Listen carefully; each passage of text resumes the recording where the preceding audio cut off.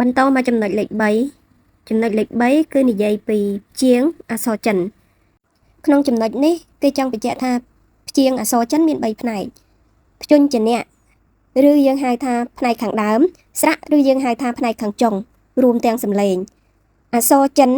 1ត្រូវនឹងព្យាង្គ1ព្យាង្គអក្សរចិនអាចមិនមានព្យញ្ជនៈដើមប៉ុន្តែវាមានស្រៈនៅខាងចុងហើយនឹងសំឡេងអញ្ចឹងយើងមកមើលនៅក្នុងប្រអប់ទាំងអស់គ្នាដើម្បីឲ្យកាន់តែច្បាស់នៅក្នុងប្រអប់មានព្យាង្គជាអក្សរចិនមានព្យញ្ជនៈឬខាងដើមមានស្រៈឬខាងចុងរួមទាំងសំឡេងឧទាហរណ៍ម៉ៅគឺជាព្យាង្គអក្សរចិនទាំងមូលនឹងតែម្ដងហើយនៅក្នុងព្យាង្គអក្សរចិនវាមានព្យញ្ជនៈអញ្ចឹងយើងមើលមានព្យញ្ជនៈមានស្រៈហើយមានសំឡេងទៀតគឺជាសំឡេងទី1អញ្ចឹងយើងមកមើលពាក្យថាអញ្ចឹងតកតងជាមួយនឹងពាក្យនឹងដែរគឺមិនមានព្យញ្ជនៈទេមានតែស្រៈហើយនឹងសំឡេងទី2យើងមកមើលពាក្យថាជាហ្នឹងគឺមានទាំងស្រៈទាំងព្យញ្ជនៈរួមទាំងសំឡេងទី3ហើយយើងមកមើលពាក្យថាអញ្ចឹងនៅក្នុងហ្នឹងគឺមិនមានព្យញ្ជនៈទេមានតែស្រៈនិងសំឡេងគឺសំឡេងទី4អញ្ចឹងយើងមកមើលនៅចំណុចដែលគេឲ្យយើងកំណត់សម្គាល់នៅខាងក្រោមវិញយើងនឹងកាន់តែច្បាស់ប៉ុន្តែបើយើងមិនទាន់ច្បាស់យើងមើលពី3ដងទៅនឹងយល់ហើយដោយសារតែសៀវភៅ HSK មួយនេះគឺសម្រាប់ដែលអ្នកចេះអានតិចនិយាយរួមកម្រិតដែលថាយើង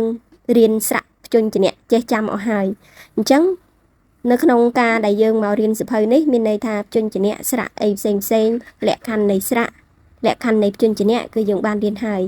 អញ្ចឹងយើងមកមើលលក្ខខណ្ឌរបស់ចំណុចនេះបន្តិចទៅពេលអក្សរអ៊ីហើយនឹងអ៊ូប្រើជាព្យាង្គដោយខ្លួនឯងអញ្ចឹងបើអ៊ីនិងអ៊ូប្រើជាព្យាង្គដោយខ្លួនឯងហ្នឹងត្រូវតែថែមវាយនៅខាងមុខហើយចំពោះសញ្ញាចុច2នៅខាងលើអ៊ីហ្នឹងគឺត្រូវបានដកចេញអញ្ចឹងខ្ញុំសូមបញ្ជាក់ផងដែរអ៊ីហើយនឹងអ៊ូហ្នឹងគឺសំឡេងវាស្រដៀងគ្នាគ្រាន់តែថាចំពោះអ៊ូហ្នឹងគឺយើងនិយាយធ្វើមាត់ស្រួចបន្តិចមកវាត្រូវសំឡេងហើយអញ្ចឹងមួយទៀតបើសិនបើអ៊ូ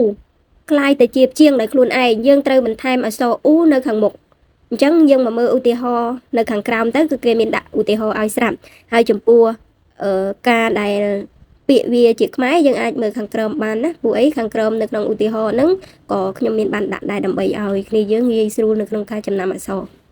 ចូលដល់ចំណុចបន្ទាប់អញ្ចឹងនៅក្នុងចំណុចបន្ទាប់គឺគេឲ្យយើងមើលទៅលើរូបភាពហើយអានតាមឲ្យលឺអញ្ចឹងយើងចាំស្ដាប់ហើយនឹងអានទាំងអស់គ្នាហើយចំពោះបកប្រែគឺខ្ញុំដាក់បកប្រែនៅខាងក្រោមហើយដើម្បីឲ្យអ្នកទាំងអស់គ្នាមើលបើពេលណាដូចថាចង់មើលលម្អិតឬមួយក៏ចង់មើលដើម្បីចំណាំវាអញ្ចឹងអាចមើលនៅក្នុងនឹងបានគឺស្រួលមើលអញ្ចឹងតោះយើងទៅស្ដាប់សំឡេងដើមទាំងអស់គ្នាដើម្បីរៀនអានតាម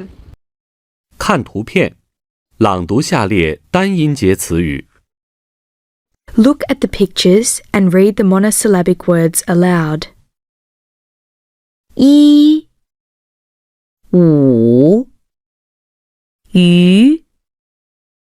耳比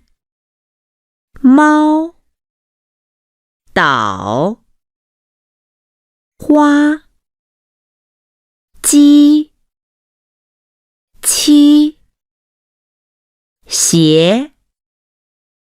雪